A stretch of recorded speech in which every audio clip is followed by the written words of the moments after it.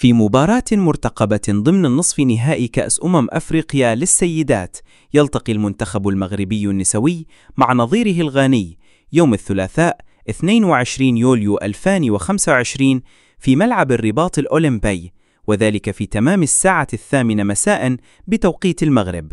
المنتخب المغربي يدخل هذا اللقاء بثقة كبيرة بعد أن قدم مستويات مميزة خلال البطولة، كان أبرزها الفوز على منتخب مالي في ربع النهائي ب3 أهداف مقابل هدف، حيث سجلت اللاعبة ابتسامة جرايدي هدفين وأضافت كنزة شابلاء الهدف الثالث.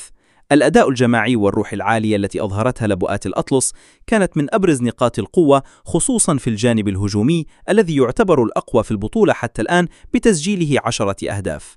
من جانبه تأهل المنتخب الغاني إلى نصف النهائي بعد مواجهة صعبة أمام الجزائر انتهت بالتعادل السلبي في الوقتين الأصلي والإضافي، ليحسم اللقاء بركلات الترجيح لصالح غانا بنتيجة 4-2.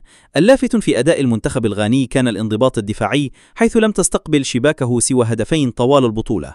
تألق الحارسة سينثيا كونلان كان حاسما، إذ تصدت لركلتين خلال ضربات الترجيح. المواجهة بين المغرب وغانا تحمل طابعا تنافسيا خاصا، حيث التقى المنتخبان 4 مرات منذ عام 2020 وانتهت بمواجهات متقاربة، فاز كل منتخب في مناسبتين دون أي تعادل، مما يعكس توازن القوى بين الطرفين. العامل الجماهيري سيكون في صالح المغرب، خاصة أن اللقاء سيجرى على أرضه وأمام جمهوره، مما قد يمنح اللاعبات دفعة معنوية كبيرة.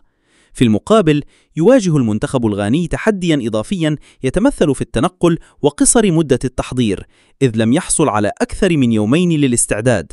يتوقع أن تكون المباراة متقاربة ومليئة بالإثارة، خصوصا أن المغرب يسعى إلى الوصول إلى النهائي للمرة الثانية على التوالي، بينما